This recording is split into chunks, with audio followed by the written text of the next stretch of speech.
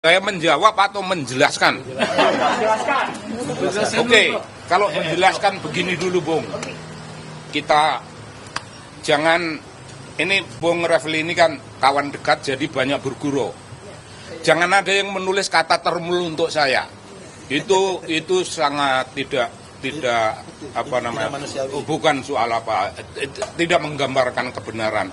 Saya seorang ilmuwan yang mendukung Jokowi itu karena idealisme saya, dan berjuta-juta kaum ilmuwan mendukung, tapi berjuta-juta itu kan tertipu. Ya biasa saja, kita tertipu itu nggak apa-apa. Ketika tertipu kita tidak lagi mendukung. Idealisme kita itu tidak bisa dijalankan oleh dia.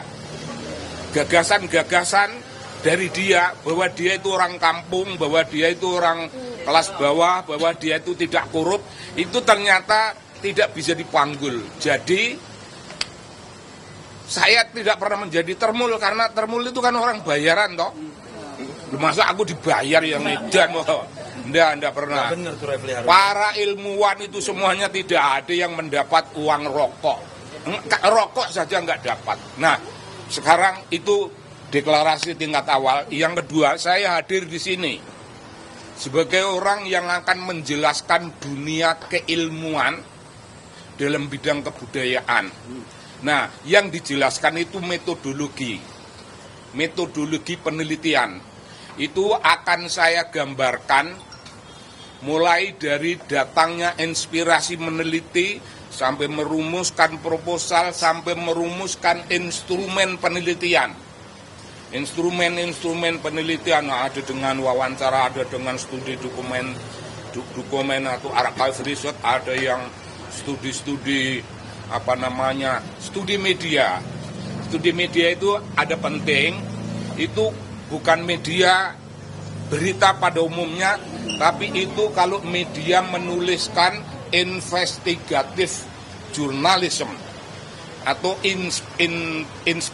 investigatif report. Kalau report semacam itu bisa menjadi bahan penelitian. Itu spesifik. Jadi ada metode-metode yang diikuti, ada metode yang diikuti, dan ada instrumen-instrumen yang mendukung metode itu.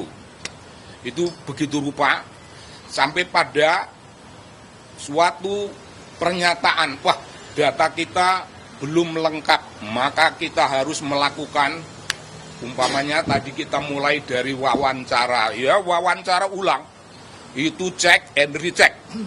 Kalau check and recheck itu masih juga belum menggambarkan kebenaran, itu dilakukan suatu wawancara mendalam untuk memperoleh keutuhan. Saya kira macam gitu. Jadi secara keilmuan saya akan pertanggungjawabkan bahwa yang dilakukan ini tidak ada sesuatu apapun, sekecil apapun yang menyimpang dari kaidah-kaidah keilmuan. Nah, kalau kaidah keilmuan ini sudah terjabar dengan baik, saya akan menjelaskan 3 tokoh ini dalam peran apa. Ini berbeda, saya punya wawasan kebudayaan, jadi kalau ilmuwan berhenti pada penjelasan metodologi sampai selesai urusan-urusan wawancara. Saya merasa perlu harus menjelaskan peran ketiga orang itu. Ketiga orang ini mewakili komunitas bisu dunia ilmu pengetahuan, komunitas bisu kaum intelektual, komunitas bisu warga masyarakat pada umumnya. Dalam urusan menyatakan kebenaran dengan segenap risiko, tidak terlalu banyak orang berani. Tapi 3 orang ini berani. Nah, mayoritas golongan akademisi, golongan ilmuwan, golongan intelektual, golongan aktivis, mayoritas itu orang yang sedang nyanyi sunyi, orang bisu. Itu terminologi Pramudia Anantatur. Nyanyi sunyi orang bisu. Oh, mereka tidak. Mereka ini oracle. Mereka ini resi. Mereka ini begawan. Tidak ada keberatan mereka. Nah, yang dilakukan oleh mereka itu 3 tokoh ini sedang menjalankan apa yang namanya the role of intellectuals. Peranan kaum intelektual. Ya peranan mereka ya begitu itu. Melakukan penelitian untuk apa penelitian? Bung, untuk menyampaikan suatu pesan dunia imajiner, pesan dunia imajiner, tapi itu dunia ilmu, pesan namanya narasi, menyampaikan apa yang namanya risalah kebenaran. Tugas beliau ini menyampaikan risalah kebenaran kepada khalayak rame, mungkin untuk seluruh Indonesia, mungkin untuk dunia. Risalah kebenaran itu disampaikan karena tugas kaum ilmuwan seperti itu. Risalah kebenaran itu mulia kalau Anda semuanya mengingat para rasul yang disebutkan arsala rasulah bil huda wa dinil haq. Rasul-rasul itu menyampaikan risalah kebenaran, itu risalah langit. Kalau risalah kebenaran yang disampaikan 3 sahabat kita ini, itu risalah ilmiah, risalah terbatas, bisa saja didebat. Nah, kalau Anda mau mendebat, debatlah pada wilayah yang namanya dunia ilmu yang tadi saya gambarkan. Dari wawancara tingkat pertama sampai akhir, aneka macam instrumen penelitian dipakai, sampai penulisan buku. Itu wilayah mereka, itu wilayah bebas perdebatan.